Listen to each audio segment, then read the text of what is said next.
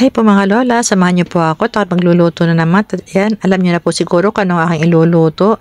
At yan nga po, mayroon kayo nakita rin kamyas kasi po ang ating lulutuin ay tilapia. Ginatang tilapia po ang ating lulutuin. Ayan, ang aking pong ilalagay na pang-asim ay kamyas. Mayroon po kasi dito sa aming malapit dito na may puno ng kamyas. Ayan, napakarami rin bunga. At yan nga po, hinugasan ko na po yung tilapia pagkarating ng bahay. At ayan, pagkatapos nga po hugasan, syempre, nasna na natin. At yan nga po pala, yan nakasalang na yung aking kawali na pinagsama-sama ko na po yung timpla. Mayroon na po yung bawang, sibuyas, luya. Nilagyan na rin po natin ang paminta. At ayan nga po, nilagay na po natin ang ating isda. Ayan, di ba? Ang bilis lang. At atin nga po tinakpan para maluto yung ating tilapia. At ayan nga po, nalala ko, ilagay na po natin yung ating kamyas habang nagpapakulo tayo para lumasa na po yung asim, di ba? Ayan, ganyan. Try nyo po rin yung ganitong luto, di ba? Kadalasan nilagay natin pang-asim dyan suka o kaya kalamansi. Ayan.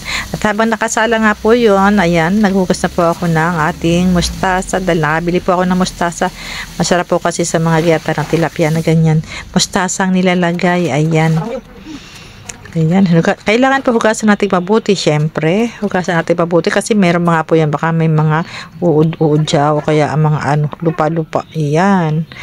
Ayan, at yan nga po. Dahil kulong-kulo na yung ating isda at ayan, uluto na yung kamyas. Nakita nyo naman, ilagay na po natin ang ating mustasa. Ayan, at ayun, tinakpan na natin.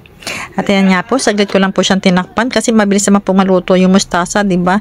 At ayan nga po, nilagyan ko na siya ng siling berde. At ayan, nakita nyo po yung pula-pula, yun po ay bell pepper na nakita ko sa rep namin. Ay malapit na siya masira, kaya sinama ko na lang po. Ayan. At ayan nga po, kulong-kulo na siya.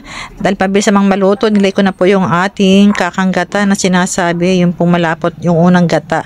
Ayan. Hindi po natin mahalo masyado kasi po madudurog yung ating isda. Ayan, kulong-kulo na po siya. Mahilig rin po ba kayo sa ginataang tilapia? Alam nyo, masarap po yan.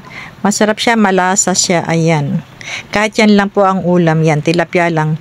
Ginataang tilapia lang, tapos kanin. Ay, naku, mapaparami po kayo ng kain panigurado. Eto nga po, luto na po ang ating tilapia. Ayan, at sandok na po natin. Ayan, o, diba? Madali lang naman po siyang iluto kasi nga po ayan ay isda. Ang isda mabilis lang po lumambot. Siguro po napansin nyo, puro pagluluto po yung content ko. Kasi po tuwing tanghali po, tuwing lunch po na ganyan, talaga nagluluto po ako. Kasi po meron akong mga apo na pinagluluto. Yan. Kasama ko po kasi dito sa bahay yung mga apo ko. Syempre ako po ay nag-intindi. Ilan po kasi yung mga apo ko, magastos naman po masyado. Kung halimbawa, bibili kami ng luto na pagkain. Kaya tuwing tanghali po talaga nagluluto ako. Ayan na nga po, ready to serve na po ang tilapia. Thank you po. Thank you po for watching.